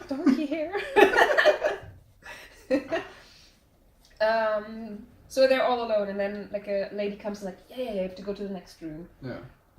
Kind of the same room. There's like only one pipe coming out of the wall. That's where they get all the hot water. Yeah. But that's pretty nasty in there, anyways. So like sitting there, my 2 friends and me, and then like this big naked lady comes and grabbing you, putting you on the floor. And she's the one giving you the massage. No way! So you're like, okay. That's On the floor. different than what you would expect. Oh my god. It's like a movie scene. Yeah. But she was so big and so angry. Oh wow. Like this mom. So you're like, and you can't talk to her because you don't speak Arabic. Oh my god. So, I don't know, she gave me the hardest massage of my life. Oh. And you're just lying on the concrete floor. You can't move. Oh And she's my sitting God. on top of you. We're all naked. No. So That sounds like so- sexual harassment. So my friend's turning over and she's like, oh my gosh, what's happening to you? But then the next lady was there putting her on the ground. So none of us can move. Oh my god. My other friend is freaking out because her only goal was to get tan, and she has like a super nice tattoo. So she was like, she's not gonna rub my tan off. So she was kind of yelling and like, no, it's fine. We're not gonna do that. Yeah, so that was the massage of my life. Wow. That sounds like an experience. It's like this lady rubbing my skin off. Ouch. And- Sitting naked on top of you. Yeah. Nice. Yeah. That was room number... That was room number two. Number 2. Room number 2, yeah. So then at the end she's just like taking a bucket of water, emptying it on top of you, and she's like, okay, off to the next room. To the next room. To the next room. Oh my god, there's more. But then like in the last room we're just sitting, like we still have hope of like a hot tub or something. Yeah. Like maybe it gets better. So in the end you just sit there with all the locals. Okay. They're all talking, it's like complete craziness. You're like just sitting there, everyone is staring at you, you feel like destroyed already. Yeah. That was it. Oh wow. Then we were sitting there for 10 minutes, like, okay, what was that? And then the lady's coming back, she's like, okay, you have to get out of here now. So, yeah. Wow. So like, okay, whatever. That was an experience. Just forget about it. But then they won't let us out. So we're trapped in there. And they have this, I think she was like a girl, maybe 10, 11, 12 years old. Yeah. And she has a number written in the palm of her hands, like with numbers. So she's like, oh yeah, you still owe us that amount of money. I'm like, no way. Here we go. So the whole bargain starts, and you try to make your way out of it. Yeah. It was funny. In the end, we're like surrounded by like just women who are all yelling at us. Wow. They're like, yeah, you want to pay your debt off? You can work here. Do you want to stay here all night long? And we're like, you can sure just call the police.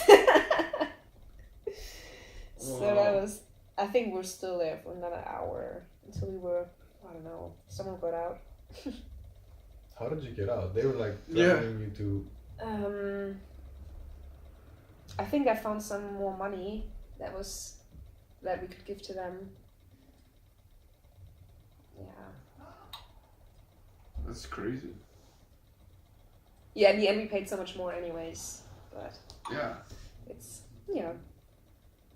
So you'd rather have this like Turkish bath like with the candles. You don't recommend this. You're like watching the kettle light, putting it down, and you see this concrete floor, you're like, That's not it. candle.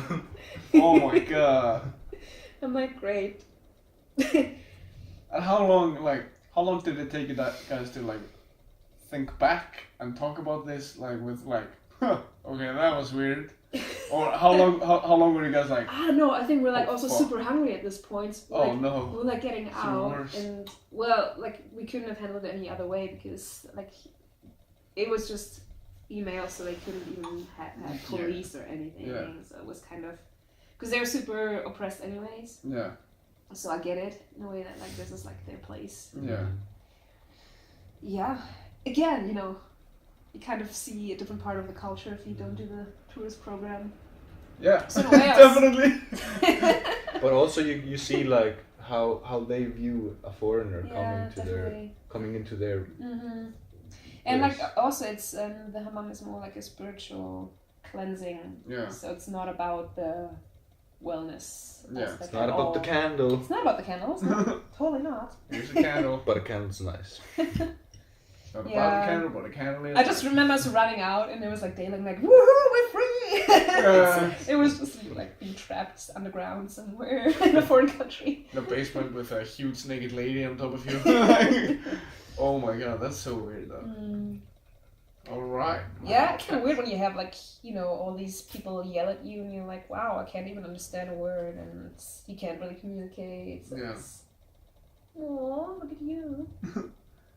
Yeah, that's different. You sound like you have a lot of different experiences in your what do you say, like in your backpack or like In my backpack, yeah. in your like experience like or like yeah. It was nice, I think, but also the ladies that served us, Yeah. like they spoke, because I mean they also speak French, Mm-hmm.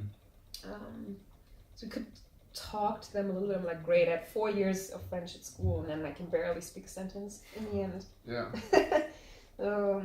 I think she's eating her toe. She does that. Yeah. Yeah. She's clipping her nails. Ah, okay. She's doing a wellness program. She's getting a pedicure. Nobody else does it, so she's like, learn it herself. Do it myself.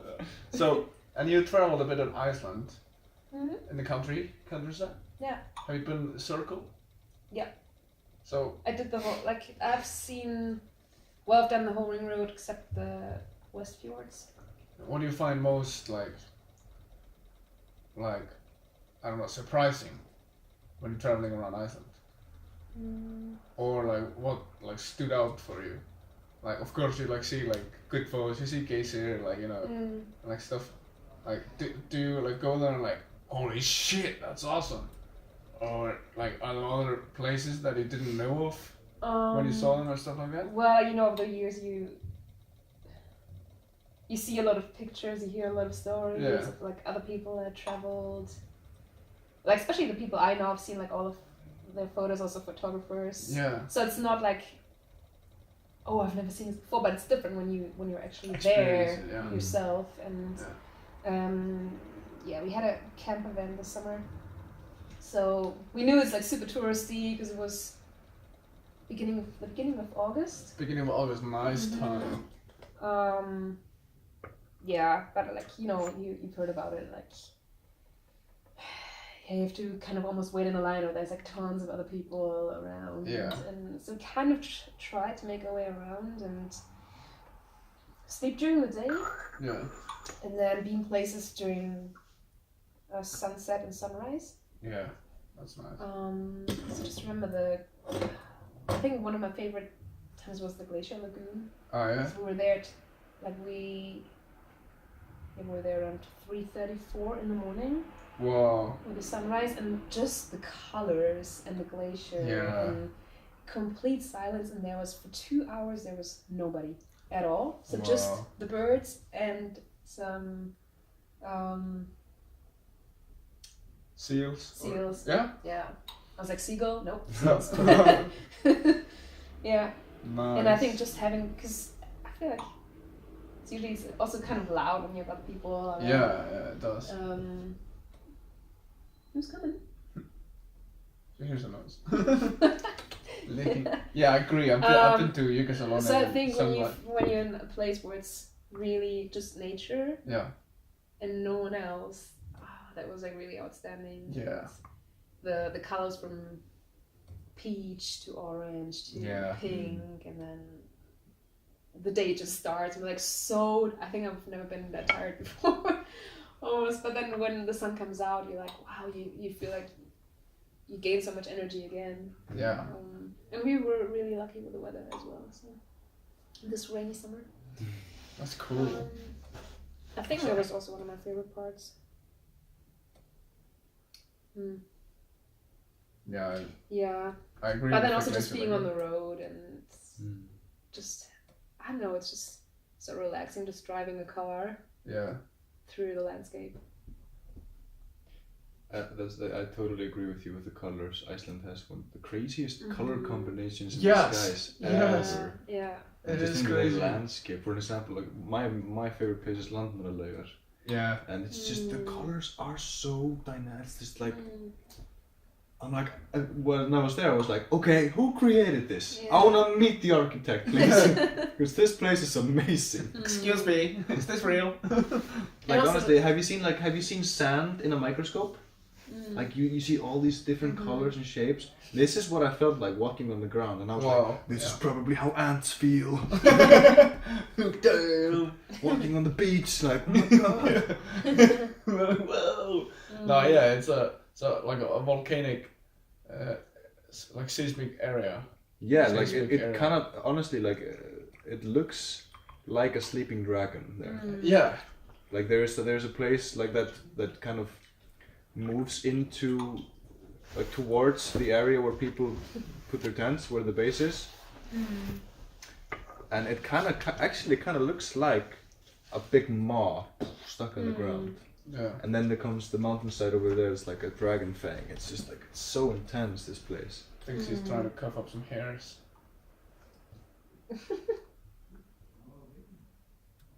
She just wants some love. I think she wants water.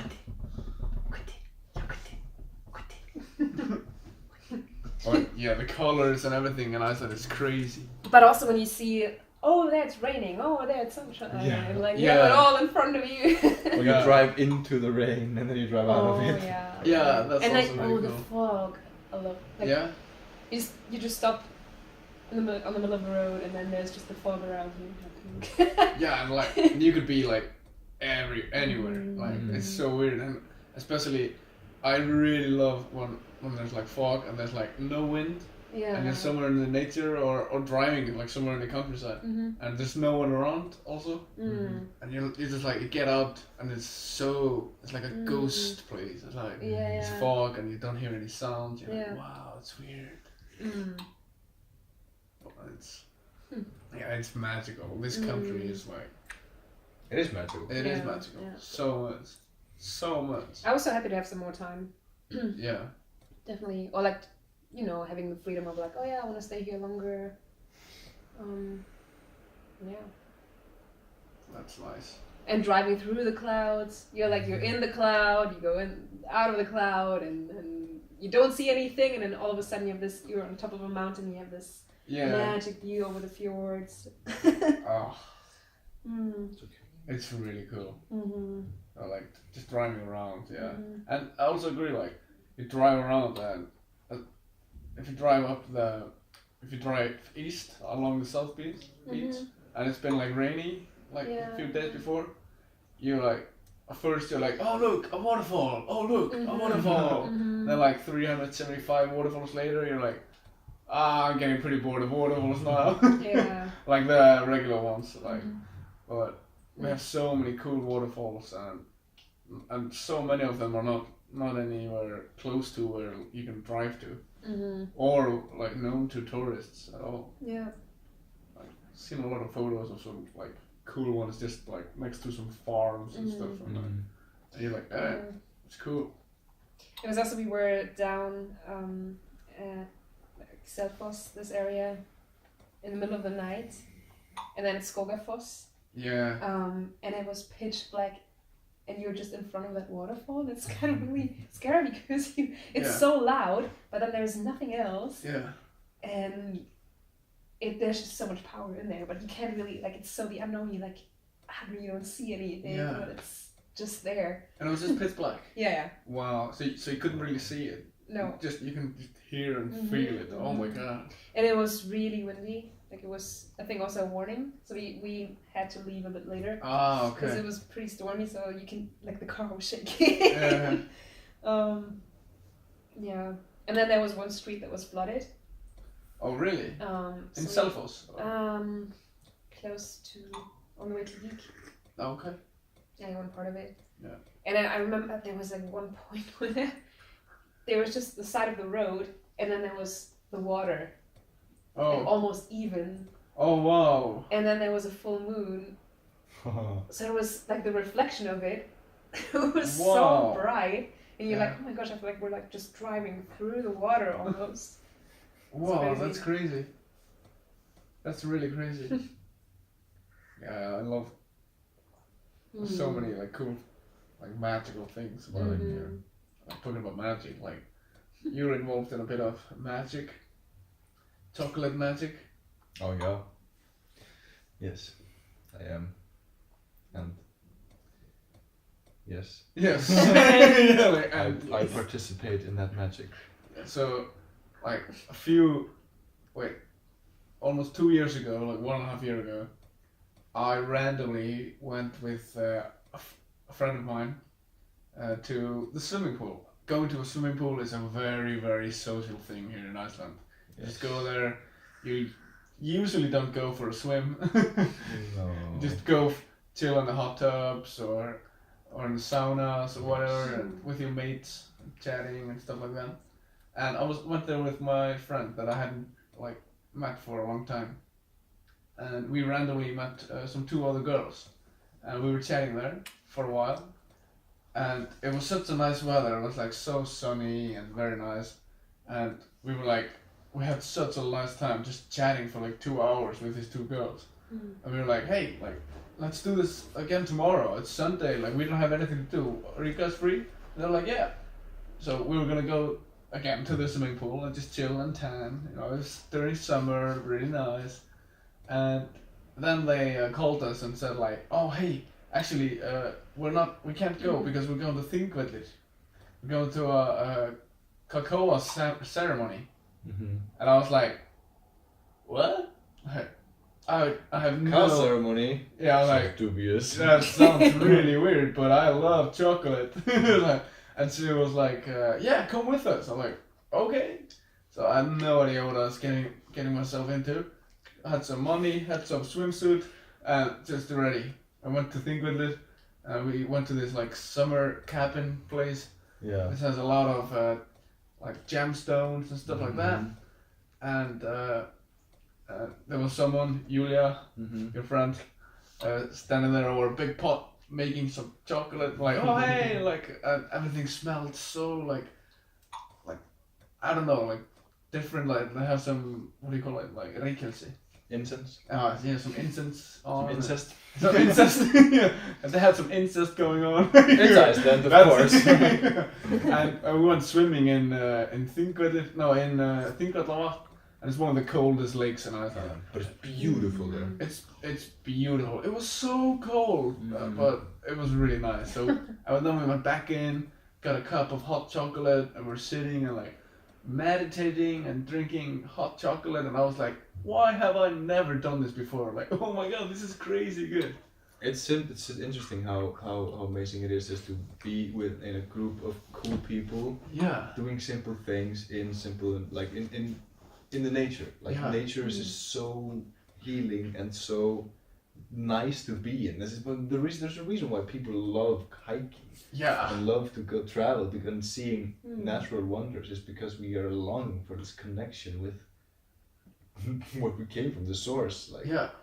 But of course it's really interesting to see our nature, like the human nature as well. That is also something worth watching. But like the effortless nature of the earth is just admirable. Yeah. How it coexists with itself. It's really funny, and I think that it's just full of this. Yeah, it's full of awesome energy in there. Yeah. Really, really good vibes there. Yeah, I used to go fishing there a lot when I was younger, and it's like, just my favorite part was actually just going there. Like, you had to walk a bit to the water. Sometimes you park the car somewhere way out, and you walk through this like birch forest, and like through some cliffs and stuff, and you see some really clear water. And, like, it's beautiful, and I just loved spending time in there. Like, oh wow, and just like, especially like that's what I used to love the most about like fishing, and just being in nature. Pretty much, I love it.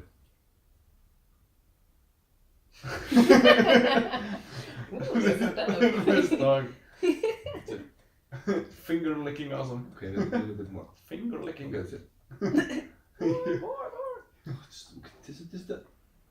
Oh, fine. No. Okay. Okay. What a teaser. Yeah, that's really good. Cool. Yeah. So, should we end this? I feel really, really good. Yeah. The tea ceremony was really good. Yes, really good. Do you guys want to say something? I don't know, for anybody who's listening? For Yeah. anything? Do you have any final message? Yes, I do. Oh, actually, this camera just finished the SD card.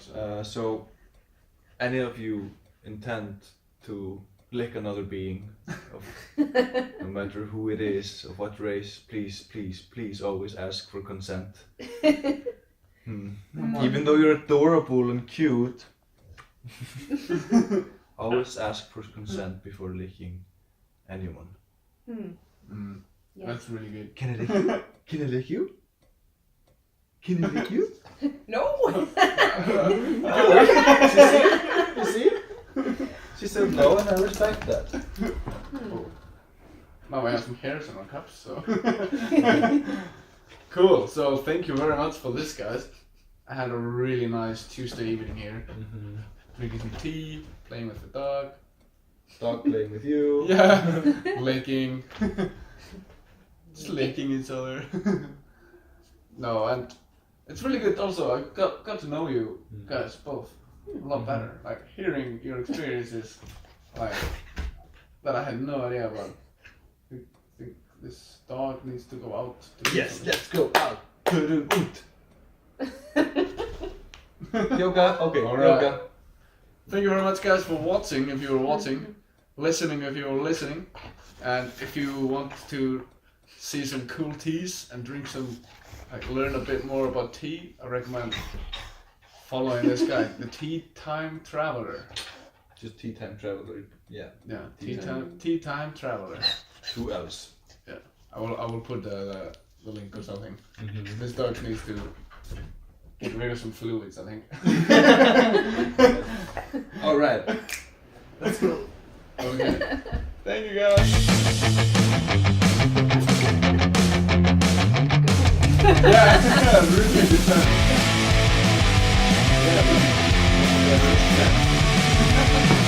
That's what I'm doing.